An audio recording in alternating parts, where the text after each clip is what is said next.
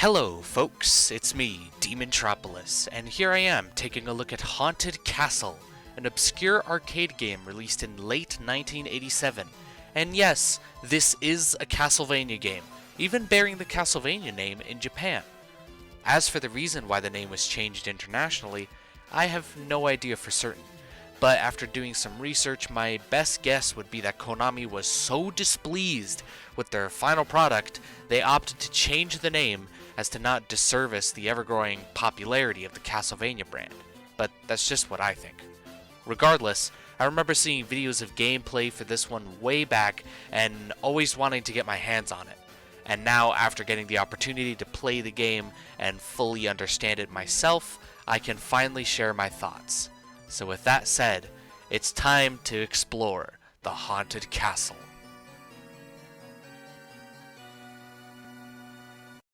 One of the biggest problems with Haunted Castle is the gameplay itself, enforcing the series' worst handicaps on full display. Any problem you can think about regarding the Castlevania series gameplay as a whole, it's about 3 times worse in this game, no matter what the problem actually is. When it comes to controlling Simon Belmont in this game, it's not great, or even good for that matter. Overall, the controls are very stiff and hard to wrestle with, making Simon feel sluggish in a game that demands really good reaction time out of the player. Occasionally, they're outright unresponsive.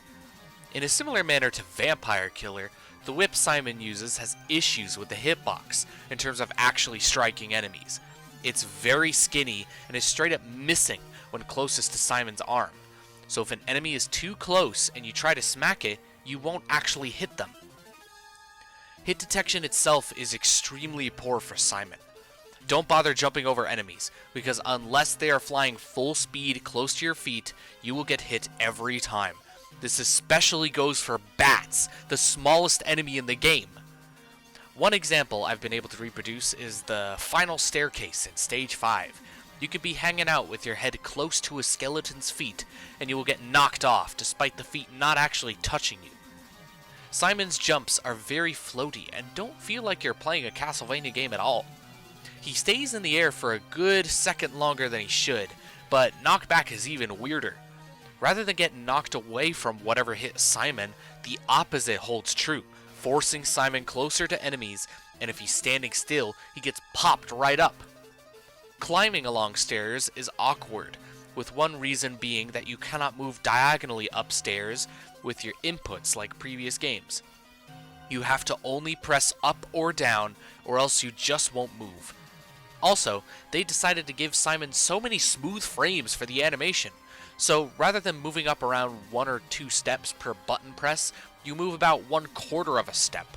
So if you let go of the button but Simon is not fully standing on the floor, you better get him off the stairs until he is fully standing, or enemies are going to gobble at your energy as you helplessly pull yourself together.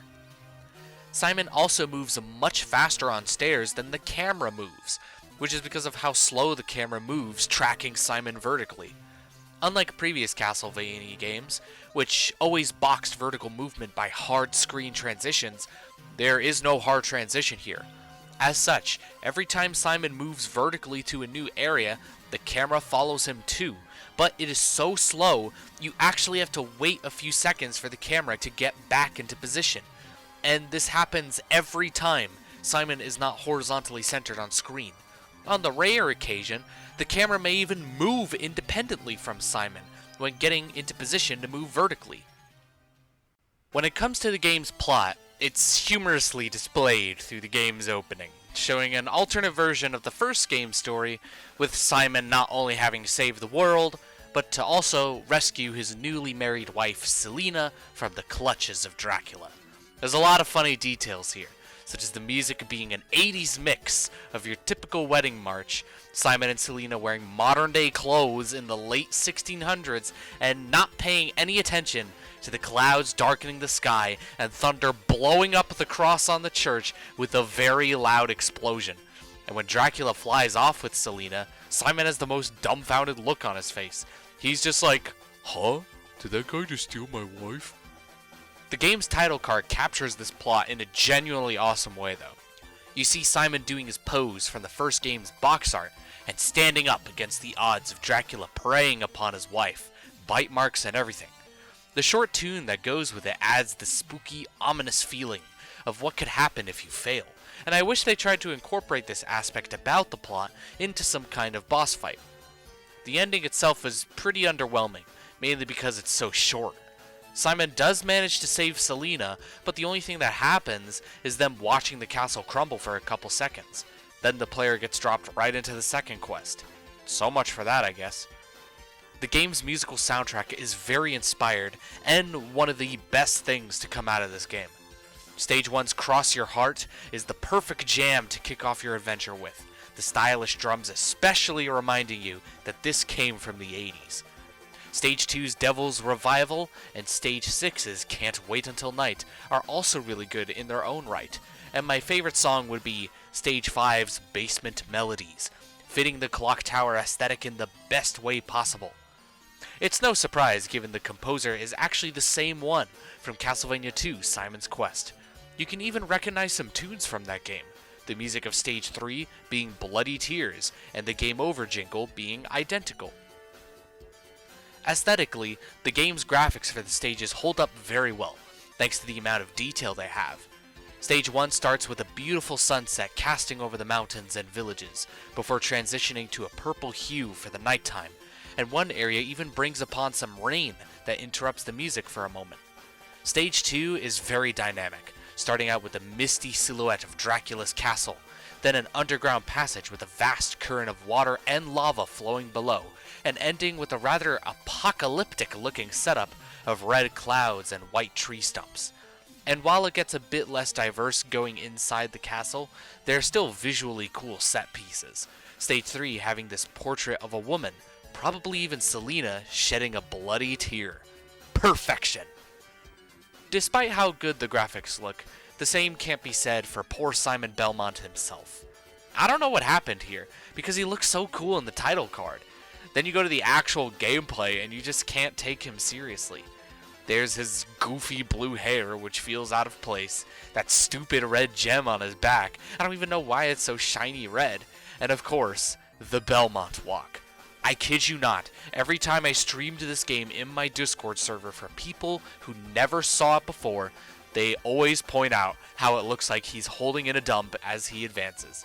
And endless jokes about Simon's quest to the toilet would ensue. Heck, even his pose in the stage map looks like he's about to take a dump. Level design is one big weak point of Haunted Castle. This is because stages overall are extremely linear, as there are no split paths or secrets of interest to discover. The game also doesn't have candles floating around, but rather, all the hearts and power-ups come from defeated enemies, as in very specific enemies drop them once killed. Outside of some exceptions that keep things interesting, levels play out the same every time and can get monotonous fast, especially Stage 4. All these exceptions are in the first half of the game, throwing in gimmicks that make for fun set pieces to break up the flow. Stage 1 has a sentient wall that breaks apart in chunks, along with a brazier that tips over to set the floor on fire, one-time gimmicks that are sure to snap you back if you're not paying attention.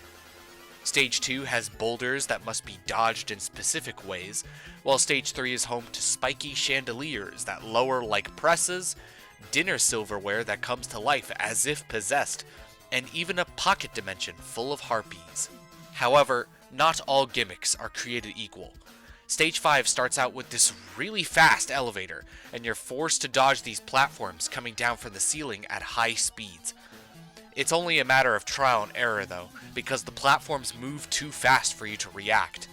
The only strategy I've found reliably is to stay in the right area for the first half, then move to the middle left, and the final set of platforms require a pixel-perfect maneuver to get out unscathed, which isn't helped by Simon's clunky movement. Stage 6, however, is easily the worst stage in the game. It only consists of walking in a straight line along this crumbling bridge, which falls apart at the same speed that Simon walks. Yet there are bats coming at him every so often, and the only way to get past unscathed is to memorize the spawn timings of every bat so you can jump in advance to slash them. because if you stop too many times, the bridge will catch up. I don't have the patience to actually do that, because at the very least, the wonky knockback from each hit keeps Simon on the bridge. It is funny that you can kinda stand in the air after making it past the bridge. As with most Castlevanias, Simon gets whip upgrades, this time by defeating enemies. The differences among them is quite sharp. The Leather Whip does 1 damage, the Morning Star does 2 damage, and the Sword does 3 damage. Despite this, it doesn't actually feel like an upgrade in power over the course of the game, but more as a necessary means of getting by. It's funny, because the only time I felt the sword feel like it was the strongest weapon was in a second quest playthrough, primarily from fighting the skeletons, zombies, and tree spirits, that last enemy having 6 HP, displaying a noticeable difference in power. Also, why do you get a sword as your most powerful upgrade? I know it's a nitpick, but what connection does it have to Simon? He's a protagonist known for his proficient skill in using whips of any kind, but using a sword as your ultimate weapon only just comes off as generic and far-fetched. My only guess is that it's a holy sword, but it doesn't even have a name or backstory. Since levels are very linear, the primary difficulty of the game comes from the enemy density in each level. It almost feels like enemy spam at times with how many enemies Simon may possibly have to deal with at once. And it doesn't help that he is pretty slow, and his sprite is bigger compared to the rest of the screen, giving the player less time to react to enemies that zoom in out of nowhere. Hunchbacks are one of the worst cases of this. They rush onto screen and jump forward, taking less than a second of screen time to deal damage. Unlike most other games, they are quite tanky, having 4 HP. This means that unless using a strong subweapon like the Golden Cross or the Stopwatch, they cannot be one-shot with any of Simon's whip upgrades, as the sword only does 3 damage. Flaming Skulls are even worse. They are only in stage 5, but they have the same health as Hunchbacks and are even faster, cutting that time of 1 second down to a half second. This makes it impossible to kill them with just the sword, so you better have the Stopwatch ready, because it's only a matter of reacting to their random and immediate appearance on screen before they get to Simon first. When it comes to sub-weapons, it's a mixed bag, because most of them are borderline useless or incredibly situational. Both the bomb and the torch are just downgraded versions of the holy water.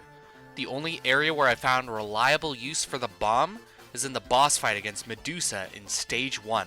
That's it. Every time I found a torch, it was usually by accident and in situations where I didn't really need it. Unless it came from the last of the 15 bats in stage 6, then it would help quite a bit against Dracula. The boomerang that you get is straightforward, and I mean that literally, as in literally straightforward, as in it doesn't come back to you. However, every time you acquire a new sub-weapon, you get 5 extra hearts. It's a nice bonus to ensure that even if an enemy drops something you didn't want and you unexpectedly get it, it isn't a huge loss, and on the flip side, you can collect every sub-weapon you find to stack up on hearts. The Stopwatch returns in this game, but it has a great buff, using only 2 hearts. It proves to be very valuable in stopping enemies from attacking, and even works on bosses, so much so that I would recommend holding onto it from stage 2 to the end of stage 5. But what could possibly replace the Stopwatch at that point in the game? The Golden Cross. If you don't have the Stopwatch on you, you should have the Golden Cross instead. This one fires a stream of 4 crosses forward, and they all do massive damage collectively, much more than the measly Boomerang, and clearing out any enemy in front of you. It is balanced by Simon being unable to attack or shoot another stream of crosses if the current ones are still on screen. But nonetheless, it remains very powerful and does a lot of damage to bosses. Unlike most other Castlevanias, Haunted Castle doesn't restore all of Simon's missing health right away at the end of each stage, but instead expends 1 heart for each hit point missing to restore it. Even though it's a direct downgrade to what the previous games did, I feel this kind of design helps enhance the fact that this is an arcade game, and it actually gives some strategy to your heart usage in a similar way that it was done in Vampire Killer. As in, you don't want to use your sub-weapons too much because you won't be able to restore all your missing health and be left on the short side of things if enemy combat gets too crazy. There is an issue with pickups dropping too close to the edge of the screen. The camera does not permit Simon from walking to the edge, with invisible walls blocking him from doing so, and if a valuable pickup falls there, well, you could be screwed. For this review, I played two versions of the game. Version K is the one I would recommend, as it creates an easier to play experience and actually makes the game more bearable. This is mainly due to almost every kind of enemy and attack only doing 1 to 2 damage, and occasionally 3, and the bats all across the game fly in more linear patterns and in more reasonable numbers. It doesn't seem like much, but it's easily the best way to experience this game if it ever interests you. But, whatever you do not touch version M. This is what most players experienced Haunted Castle with, and it's extremely punishing in the sense that many gimmicks and enemies do ridiculous damage, usually half of Simon's health. There's so many examples that it'd be mind-numbing to list them all, but I will say that when I played version M for the first time, I died within the first 10 seconds. That's how brutal it is. The only enemy behavior I've noticed that changed was the bats. They move in erratic sinus loops well out of whip range and appear in greater quantities, so much so that it isn't uncommon to see 4 bats swarming the screen at once. Overall, version M of Haunted Castle makes for the toughest Castlevania game, but it qualifies as such for the wrong reasons. And to add on to that, there are no lives in this game. You instantly game over on death. So a single credit may only last you 10 seconds of gameplay in the case of my first experience with version M. That's dreadful. It's a bit of a saving grace that you can use any credits on the reserve to boost Simon's health way past what his HP meter visually allows. It's a nice way to feel tough, knowing that any damage you take will just feel like a measly scratch. But to counter that, there are limited continues, going against the nature of an arcade game. Basically, you can only continue twice, because on your third game over, your run automatically ends regardless of how many credits you put into the game, and it's back to the start, which totally detracts from what could have been a legendary arcade game. And if you boost your health using extra credits, as I mentioned before, which is also limited, that eats up your continues. So, if you use all the credits for boosting health until the game says you can't do it anymore, your first death is going to be your last. This one is something I couldn't reproduce consistently, but it seems like going to stage 4 on the second quest has a chance of stripping away your whip upgrades, leaving you with a basic leather whip. Should this ever happen, you might as well stop playing, because stages 4 and on are straight up unplayable without whip upgrades, featuring hunchbacks, mummies, and flaming skulls who all have 4 or more HP with speed to boot, and any fun you were having will immediately turn into frustration. While I mentioned the musical soundtrack being really good, the sound effects are wonky and screechy by comparison. When ravens fly, their caws sound like children gawking, and bats make crusty squeaks on death. When large rocks in Stage 2 hit the ground, it sounds straight out of a cartoon and feels out of place. If you listen closely to Simon's landing sound with headphones, there is a noticeable blip of white noise at the end, which you're going to hear every time that sound is played. And bosses make weird dying screams that sound silly more than anything. Speaking of which, bosses in this game are really awkward. They all have lame patterns and are very easily defeated with the right sub-weapon. All Medusa does is release little snakes while moving or idling aimlessly.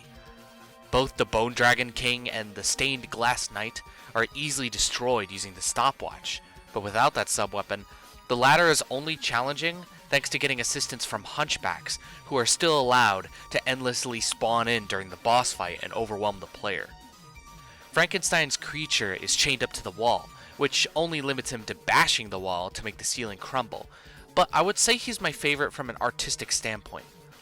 The background has the skeleton of a scientist, and from the looks of it, the guy died operating a machine designed to contain the creature, and when you defeat the boss, his skin melts to the bone, releasing his shackles. The Golem boss in particular is the worst boss in the game. Chained up from the ceiling, The golem can only move along the left side and only attacks by shooting a rock fist forward. The only weak point is the head's chin, but if you try to be aggressive with attacking, it'll lower its body up, which not only makes the chin harder to hit, but the fists become impossible to dodge. If you don't have the stopwatch to freeze the boss in place, your only reliable strategy is to be as aggressive as you can once it gets close enough. And when you beat the golem, it doesn't even have a death animation. The game freezes to signify the level is clear, and the death scream plays along with the level clear jingle. If that isn't the sign of laziness or of an unfinished product, I don't know what is. But Dracula himself is so pathetic, you just can't help but laugh at the attempted effort. So much so that it makes the Dracula fight in Simon's Quest look like a Dragon Ball standoff by comparison. Dracula has a really simple pattern that doesn't even require you to hit his head. And why does this in-game sprite look like an old geezer? I do like that he burns in the shape of a cross, but the second phase turns him into a big head? I don't know what this is meant to represent, because all he does is burp out a bat every 2 seconds and remain stationary. All you have to do is whack him a couple times, and on defeat, he literally deflates as if you popped him. Good riddance. In the end, I have 11 pros and 28 cons, the lowest scoring game so far on the channel. I knew this game wasn't going to be good, but playing it multiple times revealed a lot more issues that I never would have noticed just from watching others play. The gameplay is very shallow, despite being an arcade game and having the capabilities to be anything but. When it's not being shallow, it's being an unpolished mess, and the level design can very easily be frustrating, even if playing on version K. There's no reason or logic for things like super hard stages and baby bosses to coexist. It's so weird. But I guess that's what happens with poor development. Overall, I would never recommend that you take this game too seriously and contemplate trying to beat version M legitimately. I never did, and I don't know anybody who has. It's not worth your time. So with that, I'm going to give Haunted Castle a rating of 2 out of 10. Bad. And that's the end of the video. If you like what you saw, consider giving a like and subscribe to my channel. As per usual, check the links in the description if you want more out of my channel, or want to join my Discord server, DeMontropolis. Now, if you're watching in early February of 2024, I do have an announcement for you. The 24th is going to be the first anniversary of my Mega Man 1 review, which is when I started making all this glorious content. Now, with the anniversary approaching, I'm working on a special video celebrating it and going over what I accomplished this past year. And I can even show off a roadmap for what I have planned, maybe even some bigger projects in mind. With that said, I'll be signing off. Take care, folks.